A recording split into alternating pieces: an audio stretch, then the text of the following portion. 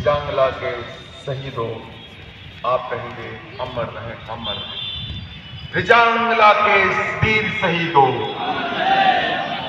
रिजांगला के वीर शहीदों, बहुत बहुत धन्यवाद। हमारे अखिल भारत अनुसूचित यादव महासभा के सिंगरौली के जिला अध्यक्ष आदरणीय रामलाल यादव जी, मंच पर विराजमान मेरे सभी समाज के गौरव, मंच पर हमारी एक बेटी भी है और उपस्थित मेरे सुजाती बंधुओं, प्यारी बेटियों, नौजवान साथियों, आज का दिन हम सबके लिए एक ऐतिहासिक दिन है।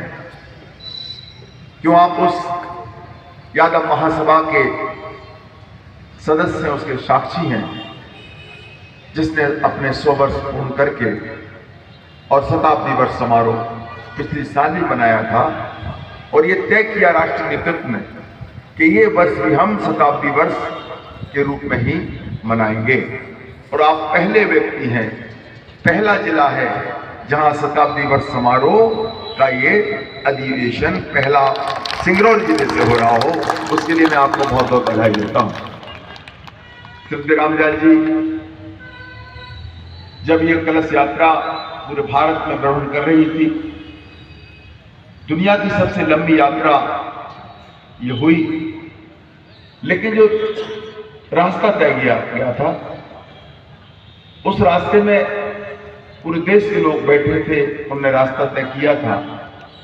उस रास्ते में सिंगरौली नहीं आ रहा था, रीवा भी नहीं आ रहा था, सीधी भी नहीं आ रहा था, मऊगंज भी नहीं आ रहा था, सतना भी नहीं आ रहा था, मैयर भी नहीं आ रहा था। इन जिलों के हमारे सारे सुजाती बंधु, संगठन के सारे लोग इस बात को लेकर मुझसे लड़ रहे थे कि साहब हमको इस पुण्य कार्य से क्यों वंचित किया जा रहा है। तो मैंने वादा किया था आदरणीय रामलाल जी से और इन 6 जिलों से कि मेरे हाथ में नहीं है, लेकिन मैं आपसे वादा करता हूं कि एक दिन कलश आपके घर, आपके शहर, आपके गांव में मैं लेके आऊंगा। आज आप उन वीर शहीदों ये कलश के आपने दर्शन भी किए, उन पर पुष्पमालाएं भी चढ़ाई। मैं आपको बताना चाहता हूं, कल्पना कीजिए आप किस कुल के भगवान कृष्ण का वंश संसार जानता है, लेकिन ये जो कलश रखा हुआ है, इस कलश की जो महत्व है या इस कलश के लिए जो संकल्प है, अभी जो नौजवान बोल रहा था कि हमारे साथ साजिशें हुई हैं और हमारी अही रेजिमेंट की स्थापना नहीं हुई है, वो नौजवान सही बोल रहा है। उसके दिल में दर्द है और ये दर्द अकेले उस नौजवान के नहीं है, कि भारत के 26 करोड़ यादवों के दिल में है, उन नौजवानों के दिल में है, हमारी माताओं बहनों के दिल में है कि हमारा सम्मान हमें कब मिलेगा। लड़ाई लंबी है। सन 68 से अखिल भारत वर्षीय यादव महासभा इस लड़ाई को लड़ रही है।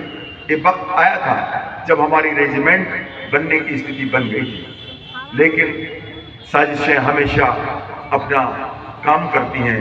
कभी कभी साजिश करता सफल भी हो जाते हैं और वो सफल हुए और हमारी अही रेजिमेंट नहीं बन पाई, लेकिन हमारी मांग अभी भी जारी है और जब तक नहीं बनेगी तब तक जारी रहेगी। और एक दिन आएगा कि आप लोग अपनी अही रेजिमेंट बनाएंगे, आप लोग बनाएंगे, मंच पर विराजमान सारे लोग हैं वो लोग बनाएंगे।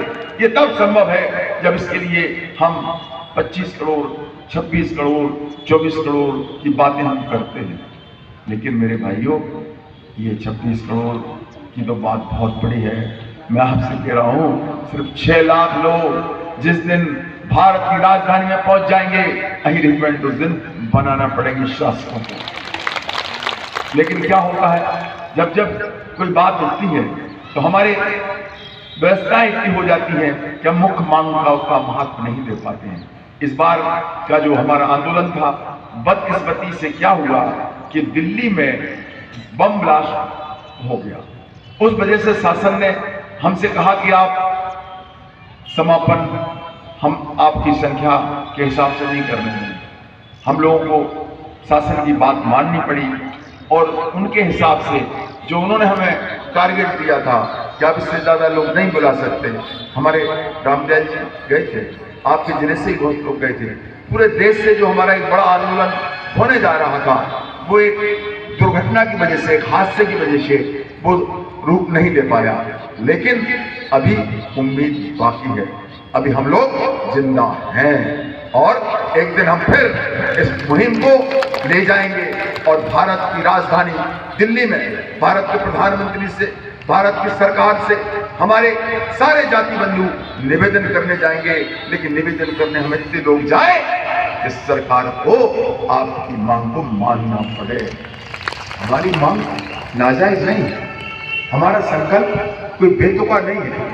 आप कल्पना कीजिए कि ऐसी स्थिति में कैसे लड़ा होगा 124 नौजवानों ने, जहां पर -20 डिग्री का मौसम हो, उनके पास पर्याप्त हथियार ना हो, पहनने के लिए कपड़े ना हो, जैसे वहां जूते चाहिए वो जूते ना हो। लेकिन चीन हमारे सामने था और चीन लगातार हमको हराता चला जा रहा था। भारत एक प्रकार से हार मान चुका था, लेकिन रिजांगला के उन शहीदों जो आपके कुल के लोग थे, उन्होंने हार नहीं मानी। जब उनसे कहा गया कि हम युद्ध हार रहे हैं, हम आपको कोई मदद नहीं कर सकते, आप लोग चाहें तो पोस्ट छोड़ दीजिए।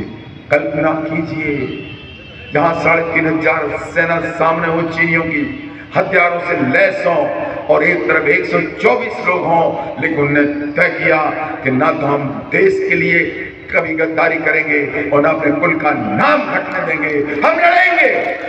और वो लड़े, और कैसे लड़े पता है? 1700 चीनी सैनिकों को उनने मार गिराया, बाकी लोग डर के भाग गए। और रिजांगला की उस पोस्ट की वजह से एक ऐसा संदेश दिया चीनियों में, हमारे दुश्मन वर्तमान में जो परिस्थितियां मैं आपको इसलिए बता रहा हूं कि आप इस बात को समझें। चीन को क्या करना पड़ा? सीज फायर करना पड़ा। जिस सीज फायर को करने तैयार नहीं था वो इसलिए किया, डर के मारे कि एक पोस्ट पर जब ये दिशा कर दी हमारी, तो और पोस्टों पर क्या होगा? चीन घबरा गया और युद्ध विराम कर दिया गया। आज अगर लद्दाख, कश्मीर और भारत का ये स्वरूप है, तो वो 124 उन यादव कुल के बंधुओं की वजह से है। एहसान है इन माटी का इस देश के ऊपर, और उन्होंने जान को यादवों के लिए दी। मैं पूछना चाहता हूं मेरे भारत के 150 करोड़ की बंधुओं से, माताओं से, बहनों से, क्या उन्होंने जान सिर्फ यादवों के लिए दी? उन्होंने प्राणों की कुर्बानी इसलिए दी कि देश का नाम बदनाम ना हो जाए, देश के कुल, हमारे यादवों का कुल बदनाम ना हो जाए। इसलिए हम लोगों की जिम्मेदारी बनती है कि आने वाले समय में जब इस कलश के मान के लिए, इस सम्मान के लिए आपके सिंगरौली में हम फिर आएंगे। ये सिंगरौली मुझे बहुत प्यारी है, इसलिए प्यारी है, एक तो ये बहुत दूर है इसलिए बहुत याद आती है, कम आ पाता हूँ। और आप जानते हो जहाँ कम मिलना जुलना होता है उससे ज़्यादा इसमें हो जाता है। अभी मेरा एक नौजवान बोल रहा था कि हमारे कोई सुनता नहीं है, हमारे साथ कोई अगर अत्याचार करता है तो कोई बोलता नहीं है।